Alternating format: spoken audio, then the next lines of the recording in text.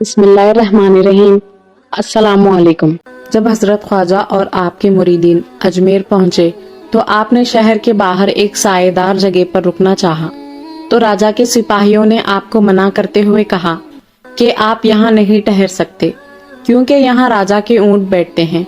حضرت خواجہ نے اتنا سن کر کہا کہ اچھی بات ہے، میں یہاں سے جاتا ہوں، تمہارے راجا کے اونٹ بیٹھتے ہیں تو بیٹھے ہی رہیں۔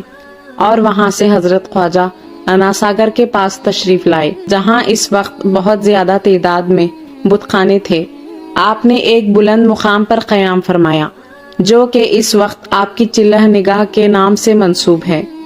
جب شام ہوئی تو روزانہ کی طرح راجا کے اونٹ آئے اور اپنی جگہ پر بیٹھ گئے اور ایسا بیٹھے کہ بیٹھے ہی رہ گئے۔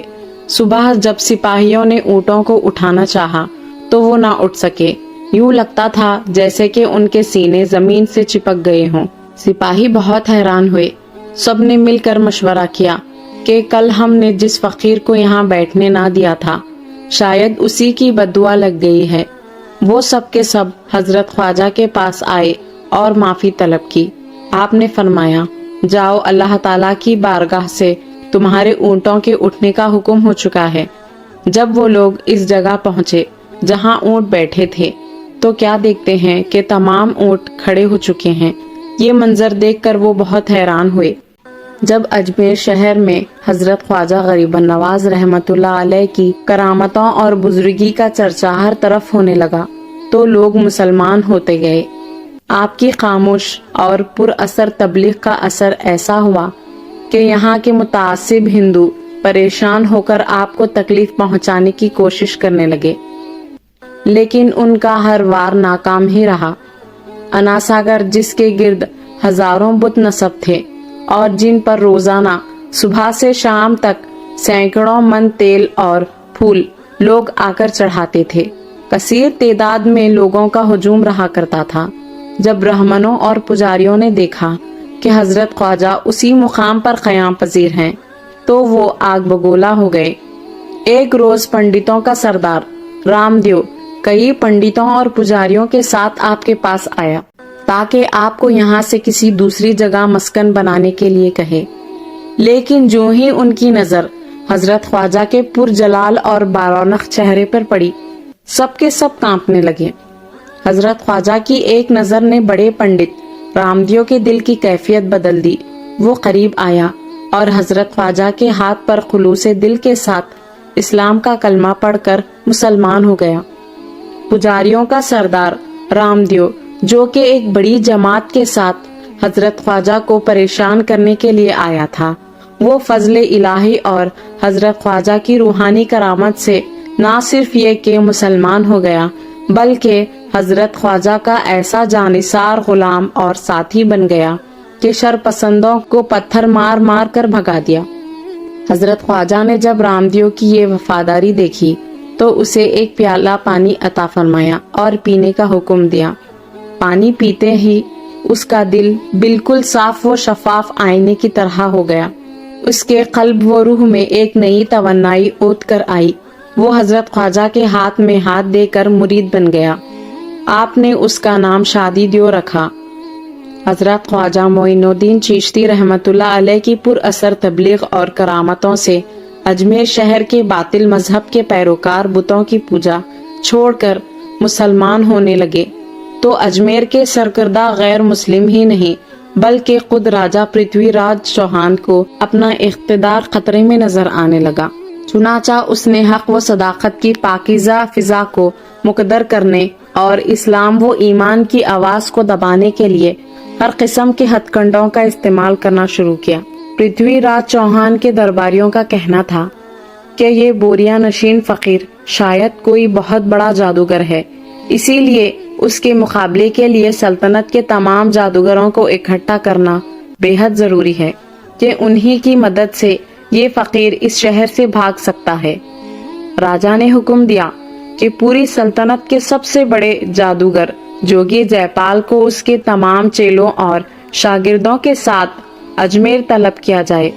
چنانچہ جوگی جے پال اپنے 1,500 شاگردوں کے ساتھ جو کہ جادوگری اور شعبہ بازی میں بہت زیادہ کمال رکھتے تھے اجمیر میں وارد ہوا۔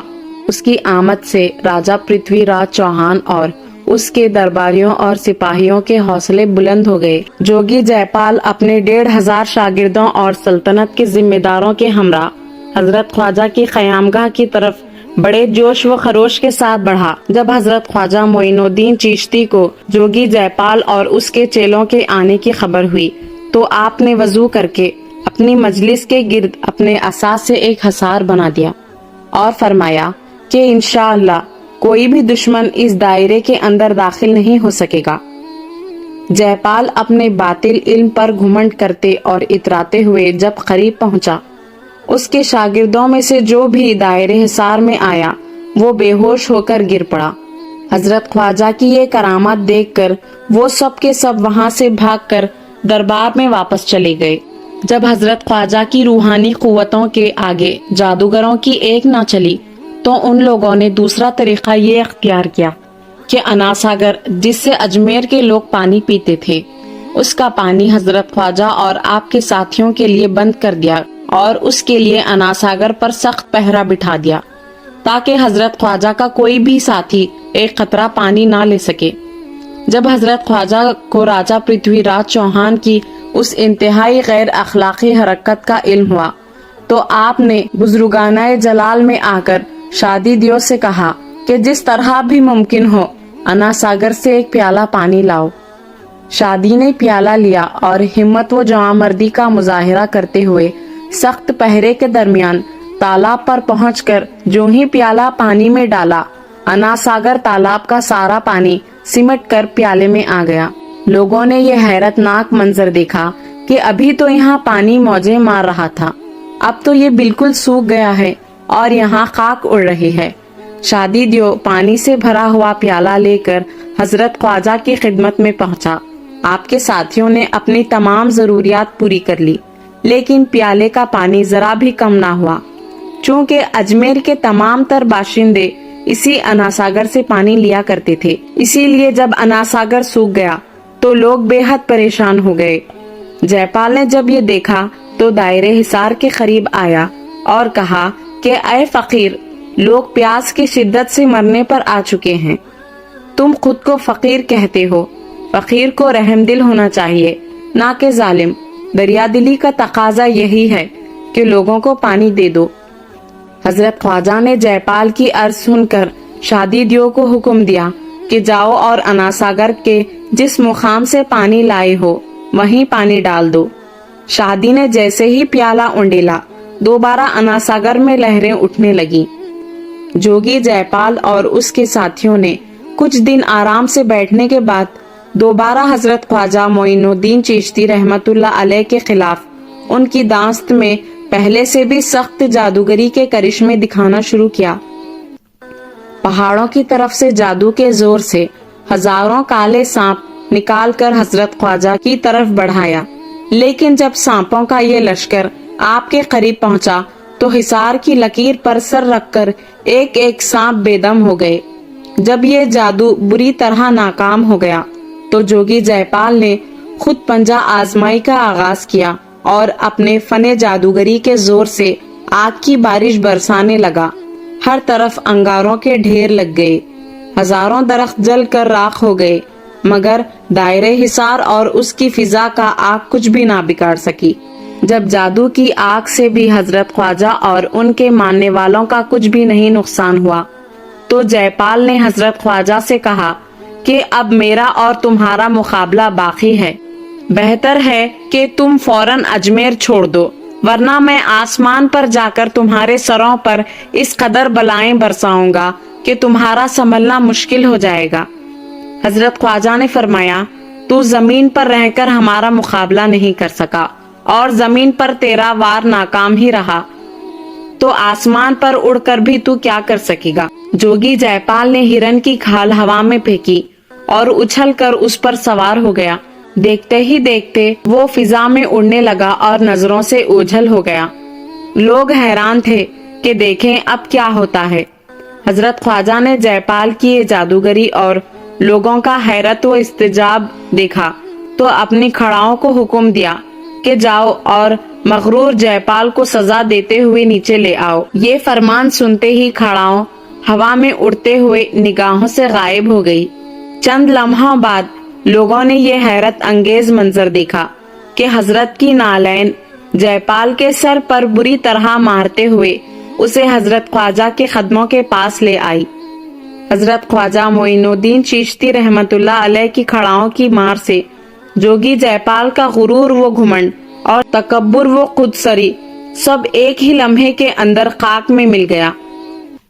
रूहानी सदाकत व ताकत के सामने जादूगरी के तमाम हुर्बे बुरी तरह नाकाम हो गए।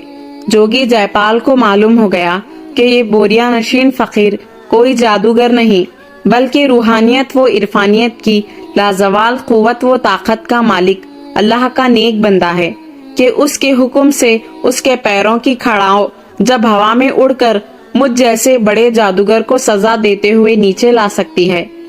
जोगी जयपाल के दिमाग में सवार जादूगरी का तमाम नशा हिरन हो गया। उसके दिल से भी कुफ्र व शिर्क के पर्दे उठने लगे। उसने अपना सर हजरत ख्वाजा के कदमों में रख दिया और खुलूस के साथ इस्लाम कबूल करके हजरत ख्वाजा की गुलामी में दाखिल हो गया। इस्लाम कबूल करने के बाद उसने अर्ज किया कि हुजूर दुआ फरमाइए कि मैं अमर हो जाऊं, यानी ता क़यामत जिंदा रहूं। हजरत ने दुआ फरमाई, इलाही उस बंदे की दुआ कबूल फरमा। जब हजरत पर दुआ की कबूलियत के आसार नुमाया हुए तो आपने इरशाद फरमाया, तूने हमेशा की जिंदगी पाली मगर लोगों की निगाहों से पोशीदा रहेगा। चुनाचा ऐसा ही हुआ।